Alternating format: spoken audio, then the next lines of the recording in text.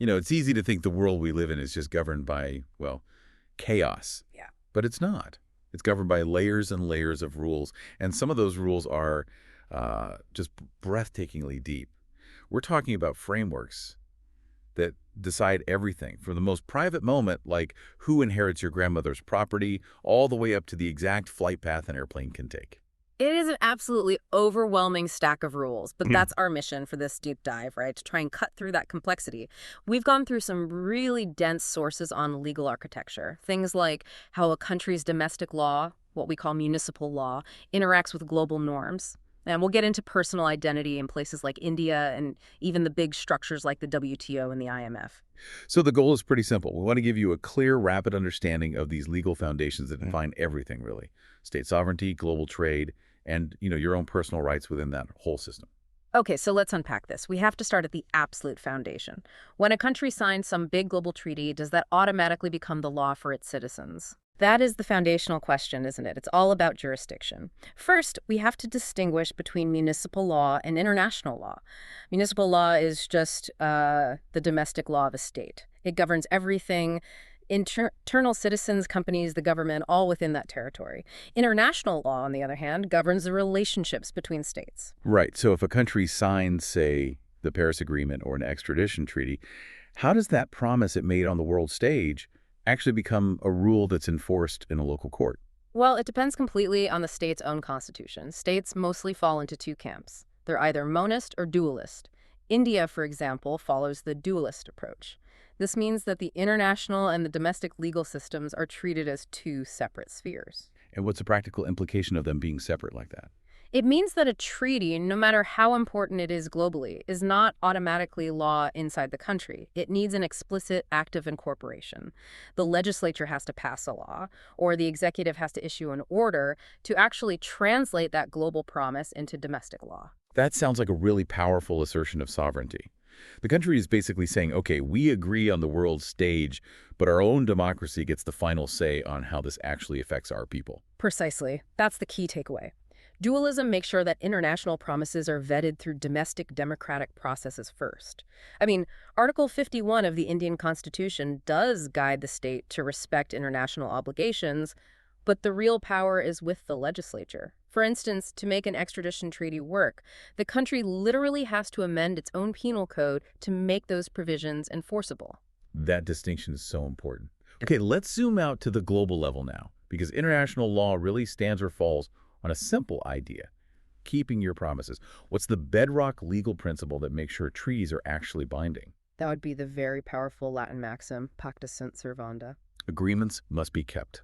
Agreements must be kept, exactly. It's codified in the Vienna Convention on the Law of Treaties from 1969, which defines a treaty as an international agreement concluded between states in written form, and, it insists on good faith. But we know from history that circumstances can change, sometimes radically.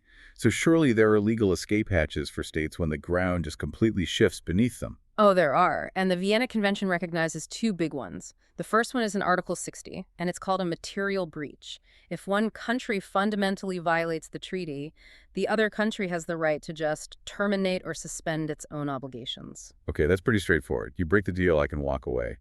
What's the second one, the more contentious one? That is the doctrine of rebus sextantibus. It just means things standing thus.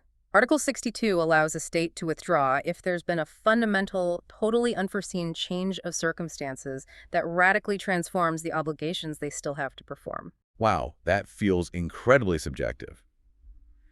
But it also seems to acknowledge that the global rulebook needs a way to evolve, right? It lets legal deals collapse when the entire political reality that created them just disappears. It does, but you have to understand, courts are extremely cautious about applying it, because if you use it too broadly, it could undermine the sanctity of all treaties. Okay, moving from the grand treaties between nations, the law also gets incredibly personal. It dictates how we define ourselves and what happens to our stuff when we're gone. So if treaties are the contracts between states, who are these states responsible for? This brings us down to the individual and the legal concept of nationality. Nationality is that definitive legal bond between a person and a state. It's the key to everything: consular protection, voting protection when you're abroad. And globally, there are two main ideas about how that bond gets created at birth. Can you walk us through those? Absolutely. The first is jus soli, which is right of the soil. Mm. This gives you nationality just based on where you were born. The idea is territorial loyalty. If you're born on the land, you belong to that state. Think of the US and Canada. The other is jus sanguinis, the right of blood. Nationality here is based on your parents' nationality, regardless of where you were born. The idea here is more about lineage and family identity. And India, with its Citizenship Act of 1955, kind of uses a mix, right? Especially jus sanguinis for children born to Indian parents outside the country. So what are the common ways a person can lose that legal identity? Well, the three main ways are: one, voluntary renunciation if you decide to become a citizen of another country. Two is deprivation, which can happen if you commit acts that are seen as prejudicial to national security. And three is simply by acquiring another citizenship, because India generally doesn't allow dual nationality for adults. Now, for what might be the most universal and complex personal legal issue, succession. What happens to your property when you die?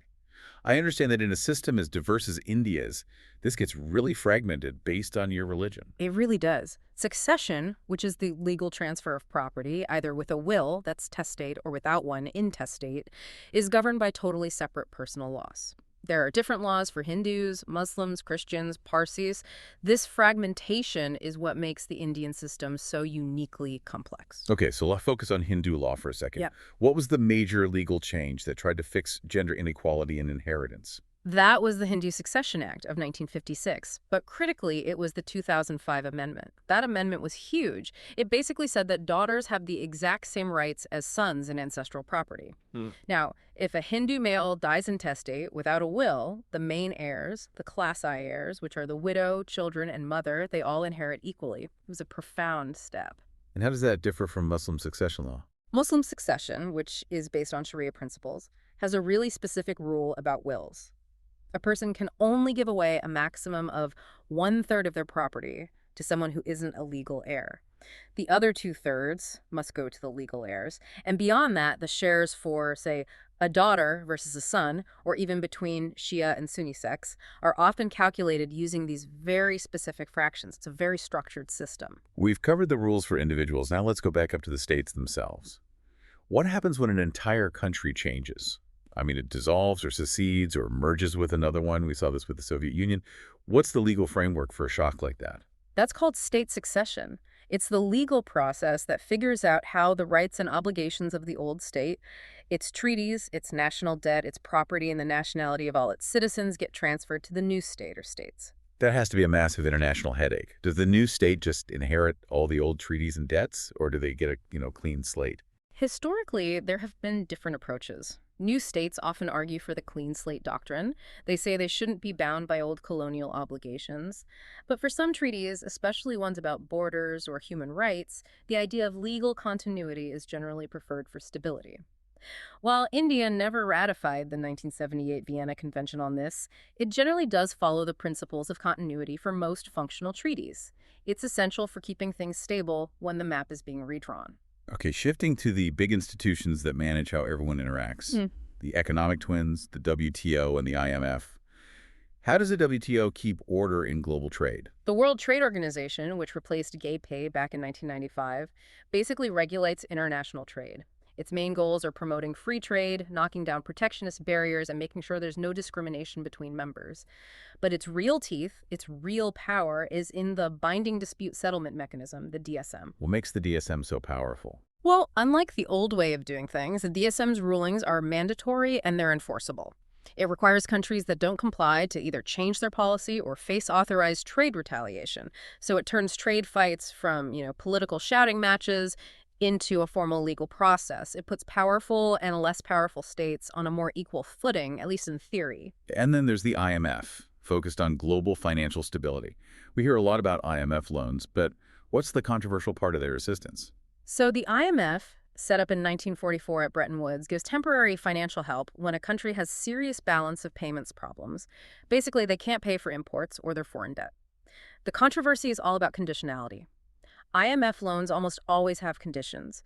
They require the borrowing country to implement specific economic policies, often called structural adjustment programs. So in exchange for the loan, The IMF is basically telling a country to make huge internal policy changes, like privatization, cutting subsidies, fiscal austerity. Doesn't that deeply interfere with a country's economic sovereignty? That is precisely the core criticism. The IMF argues these policies are needed to restore stability and make sure the loan gets repaid. But critics say these conditions often just override democratically decided priorities, leading to short-term social pain and a real loss of national economic control. Let's pivot to physical movement, specifically the air above us. The Chicago Convention of 1944 created the legal framework for aviation, giving us the famous five freedoms of air. They show just astonishing legal precision for something as simple as a flight path. They absolutely do. These freedoms define the commercial rights of one country's airline to operate in or over another country's airspace. The first freedom is the simplest. It's the right to fly over a foreign country without landing. Easy enough, a flight from New York to Tokyo flying over Canadian airspace. What about the second freedom? That's the right to land in a foreign country for non-traffic reasons. So, refueling, maintenance, maybe an emergency. You can stop, but you can't pick up or drop off any paying passengers or cargo. And the fifth freedom is the really fascinating one. Economically speaking, it lets airlines maximize their routes and their profits. Correct. The fifth freedom is the right to carry paying passengers or cargo between two foreign countries as part of a longer flight that starts or ends in the airline's home country. Can you break that down for us? Give us a real-world example. Sure. Imagine a British airline flying from London to Sydney. On the way, it stops in Dubai. In Dubai, it picks up new passengers who are only flying from Dubai to, say, Singapore. So that airline is operating a commercial flight between two foreign nations, Dubai and Singapore, to fill seats on a leg of its longer international route.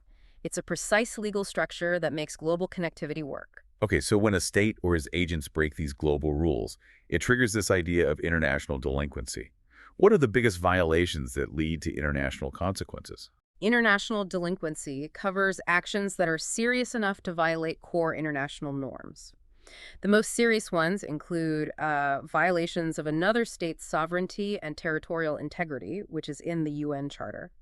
Then you have acts of aggression and, of course, the ones we hear about most, systematic violations of human rights. We're talking about the really grave crimes that just transcend national borders. Exactly. Genocide, war crimes, crimes against humanity. These are seen as crimes against the entire international community. They fall under the jurisdiction of bodies created by treaties like the Rome Statute, which set up the International Criminal Court. The idea is that individual perpetrators can face justice no matter where the crime happened. And the highest court for settling disputes between states is the International Court of Justice, the ICJ. But the ICJ can't just hear any case it wants, right? Its power depends heavily on whether states agree to be judged, often through something called the optional clause. That's absolutely vital. The ICJ is the UN's main judicial body, but sovereign states have to consent to be judged. The optional clause, which is in Article 36 of the ICJ statute, is a provision that lets a state voluntarily declare that it accepts the court's compulsory jurisdiction automatically for disputes with any other state that's made a similar declaration. So you opt into a binding system, but only if the other state has also opted in. But if it's optional, how binding or truly universal is this compulsory jurisdiction? It's only as binding as the states allow it to be. The reality is that states add significant caveats, they're called reservations, to protect their interests. For example, India has made reservations that exclude any dispute it considers to be essentially within its own domestic jurisdiction. That seems to dramatically limit the scope of accountability.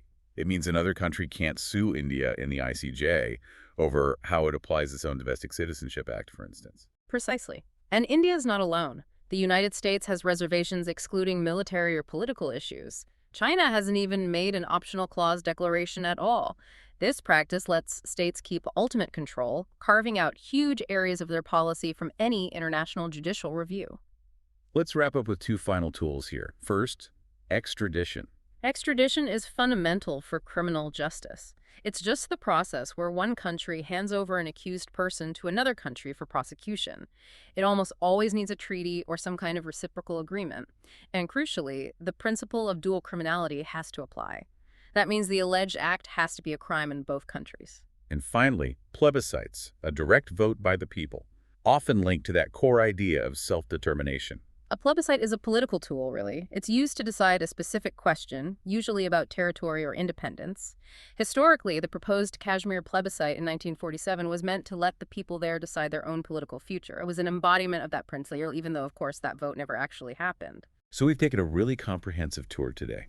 We moved from the nitty-gritty details of domestic inheritance law, which defined who you are and what you own, all the way up to the precise rules governing global commerce, stability, and even an airplane flying thousands of miles from home.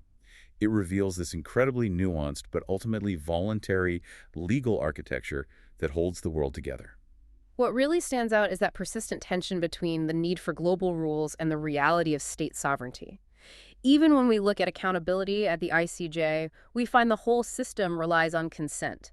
It allows nations to define the very limits of their own accountability through these reservations. So what should you, the well-informed listener, really take away from this intricate web of rules? Well, since the most powerful tool we have for judicial settlement between nations, the ICJ's optional clause, is entirely voluntary and allows major states like the U.S. and India to keep strong reservations on domestic and political matters, what measures should we really use to gauge the effectiveness of so-called compulsory international accountability when it clashes directly with national interests and state sovereignty? That's the question that really defines the limits of the rule of law in our world today.